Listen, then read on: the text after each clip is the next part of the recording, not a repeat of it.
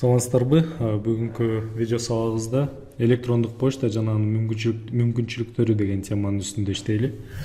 Негизи электрондук почта күнүмдүк жашоодо, иште эң эле керектүү нерсе да. Мисалы мен күндө эртең менен кечке чейин деле почтасыз ошо жашоомду жана ишимди элестете албайм да. Анткени электрондук почта бул эң керектүү куралдардын бири да. Анан ошол электрондук почтанын көптөгөн платформалар бар. Мисалы эле ошол эле жана Mail.ru деп неметип атышпайбы? Бирок ошол эң мыктысын тандаганды билиш керек да. Мисалы мен айтат элем, эң эле мыктысы дүйнө жүзүндөгү бүгүнкү күндө бул Gmail. Gmail бул Google Mail деген түшүндүрөт да. Google Mail деген. Демек ушул Gmail'ди колдонгонуңар эң эле керек болуп атат. Анткени бул акысыз биринчиден, экинчиден эң эле күчтүү деп саналат да бүгүнкү күндөчү. Ал эми жанагы Mail.ru бар, ушул Rambler.ru дегендерди көп колдонушат биздечи.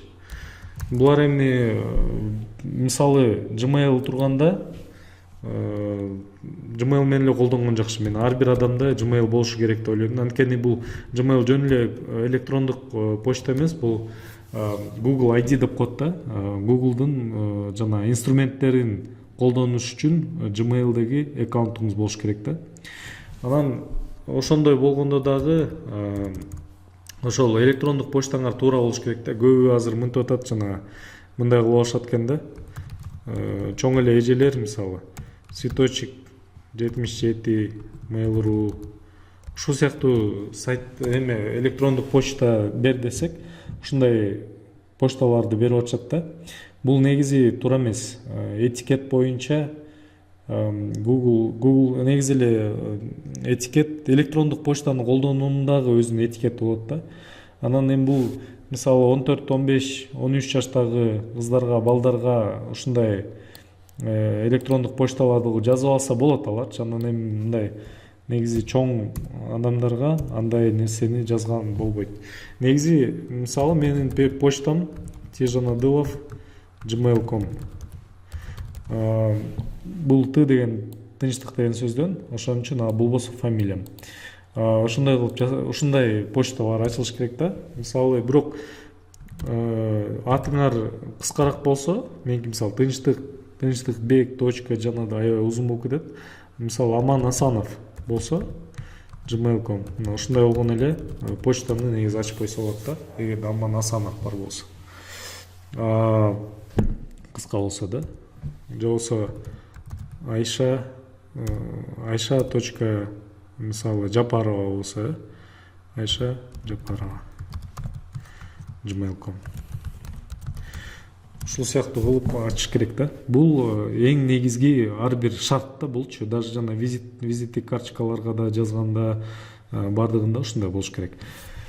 Бул ушул Gmail боюнча. Эми азыр карап көрсөк, Gmail'де мен азыр атайын бул браузер менен кирип көрөлү. Почта дегенди басып көрөлү. Бул сменить аккаунт деп көрөлү. Эгерде почтаңыздар жок болсо, ошол Gmail'га киргенден кийин регистрация кылсаңар болот да. Другие варианты. Создать аккаунт күнөрү. Анан аты жөнүңөрдү ушул жакка жазып, анан биягын толтуруп, пароль, өзүңөрдүн туулган күнүңөрдү жазып, анан далее бассаңар, ошо өзүңөрдүн электрондук почтаңар ачылат. Мен эми азыр ачпай эле коеюн, анткени мен өзүмдө бар, азыр көргөзүп берем. Ачылган аккаунт бар. Ошол боюнча көргөзүп берейин. Мына бул мисалы Gmail аккаунт. Бул жерде админ эмекте инфо деп турат, бирок баары бир ошол Gmail'дын базасында түзүлгөн. Демек бардыгы бирдей эле да. Катты жазыш үчүн написать деген жерди басыш керек дагы. Кому деген жерге ошол электрондук почта, мисалы мен өзүмө жөнөтүп көрөйүн. Ошол кимге жазасыңар да. Анан бул жерде мореки көбү билишпейт. Копия деген бар, анан скрытая деген бар да. Ошондо түшүндүрө кетейин.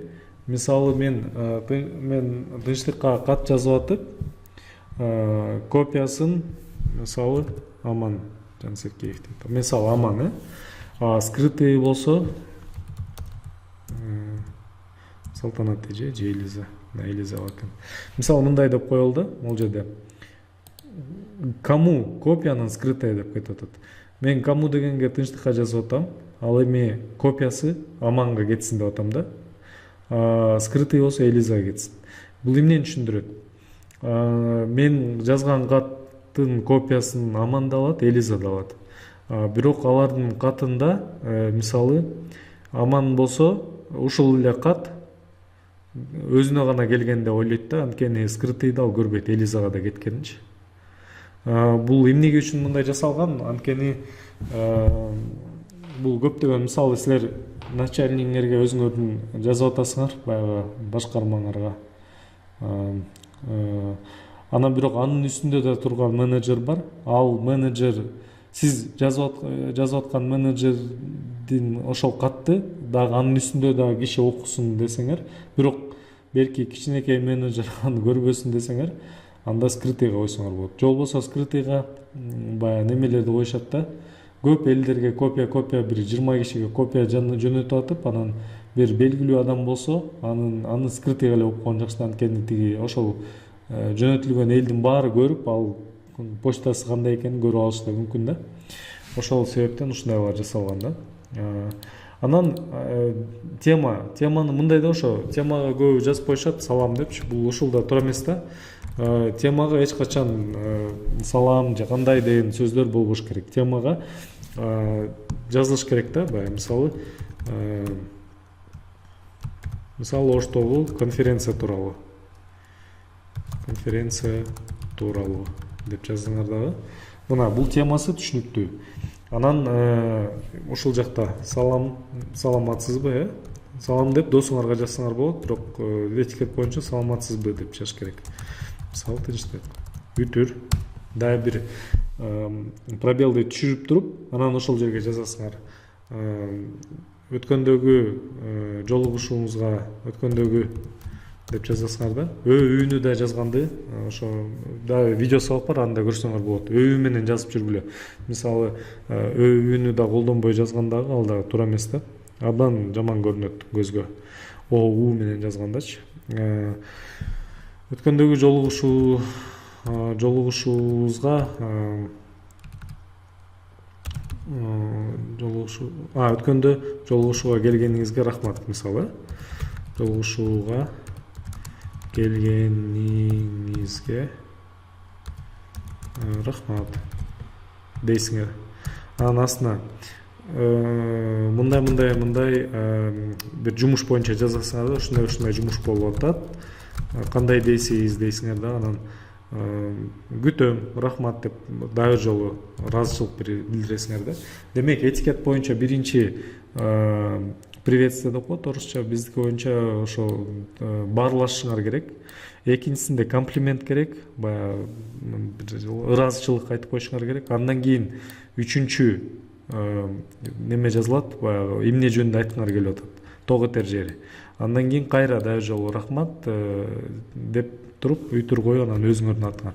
Негизи могу эки жерде бул подпись деп коет. Ушул подпись абдан керек да, бул подписчи. Анткени ушул кол коюлбаса дагы неме болот да, бул альтернативный деп коет. Силердин электрондук почтаңарга да жооп берип, бирок тез сизге кайрылайын десе, телефон номерлериңер, сайт, адрес баардыгы жазылыш керек да. Ошондуктан мен азыр ушуну көргөзүп берейин, кантип муну анда көргөзүп берем азыр, бирок биринчи муну жазып бүттүк. Рахмат, тынчтыкта өзүңөрдүн атыңарды жазыңар дагы. Анан могул жерде прикрепить файл, эгерде бир документ жөнөтүп атсаңар, ушул скрепканы басып туруп, анан бир файлды жөнөтүүсөңөр болот да, ушул жерденчи.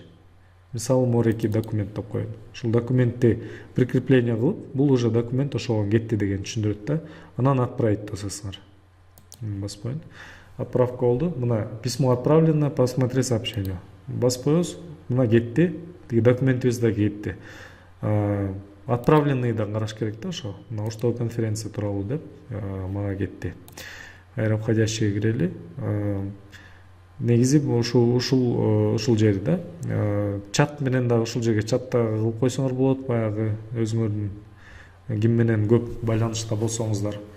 Андан кийин ошо азыр биз өзүбүздүн темага кайтып келели. Эмне жөнүндө айтып, 15 гигабайт берилип атат бул сервисти колдонгондорго Gmail'de. Бул демек аркысыз 15 гигабайтыңар бар. Бул абдан жакшы. Смартфон менен жана Android колдонуп жүрөбүз. Смартфондо эң биринчи эле ушул Android көбүнчө Android колдонгондорго жана Gmail өзүнүн жана ID киргизгенде эле Gmail иштеп баштайт. Демек машина айдап баратканда же дагы бир башка жерде жүргөндө смартфон аркылуу дагы колдонуп турсаңар болот экен.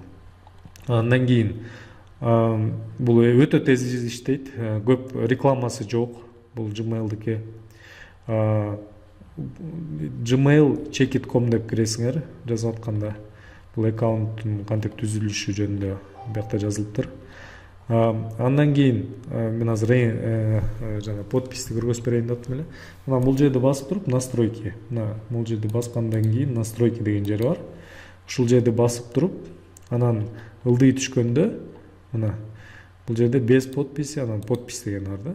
Ушул жерге жазып коесуңар да. Биринчи атыңарды, негизи англисче жазган жакшы, анткени эгерде эл аралык адамдар менен иштеп атсаңар, баягы кыргызча же орусча жазганыңарда алар түшүнбөйт. Ошон үчүн англисче бул эл аралык тил, англисче жазганыңар жакшы. Биринчи өз аты жөнүңөр, андан кийин сиздин кайда ким болуп иштейсиздер, ошол жазылат. Андан кийин кайсыл жерде иштейсиздер, ал иштеген жериңердин адреси, дареги жана телефон номеру. Андан кийин дагы альтернативдүү электрондук почта жана сайт. Азыр болсо дагы жакшы болуп калды. Мисалы мен WhatsApp номерим жазып койсом болот. Мынтип туруп анан WhatsApp деп койсом, элдер азыр WhatsApp менен дагы кайрылганы ыңгайлуу болуп калды да. Ушул жер бүткөндөн кийин анын астына барабыз да сохранить изменения. Могул жерде дагы автоответчиктер бар. Бир жакка кетип атканда, мисалы эмгек эргүүсүндөмүн деп жазасыңар. Саламатсызбы? Катыңызга рахмат. Мен азыр эмгек эргүүсүндөмүн. 10-ноябрга чейин. Эгерде өтө зарыл иш болсо, менин коллегам Нарланга кат жазыңыз деп туруп, анан кайсы күндөн баштап деп туруп басып койсоңор, баягы сиз отпускада жүргөндө, эмгек эргүүдө жүргөндө, ал киши дароо сиздин катыңызды алып, эмгек эргүүдө экен деп ойлоп калат. Электрондук катты күндө текшерип туруш керек. Азыр да смартфондор менен абдан жакшы болду, ыңгайлуу. Улам келген сайын тез жооп бергенге аракет кылыш керек. Негизи 24 саат ичинде жооп берилип туруш керек ар бир электрондук почта. Тиркемени унутпагыла жөнөтүп жатканда. Ошо жанагы эмне дагы бар экен, копиялар жөнүндө сүйлөштүк. Демек бул ушул Gmail почтасы абдан керек экен. Gmail почтасын ошо колдонуп, туура колдоно билип, жанагындай этикетин билип, жакшынакай электрондук почтаны түзүп, анан иштесеңер, сиздер бул абдан электрондук почта ишиңерди да алга жылдырат. Бул бизнесте дагы, жеке, бул жерде мисалы электрондук почта кереги жок адамды мен ойлоно албайм да. Бул ар бир адамга керек нерсе. Сурооңуздар болсо дагы жазгыла комментарийлерге. Чоң рахмат.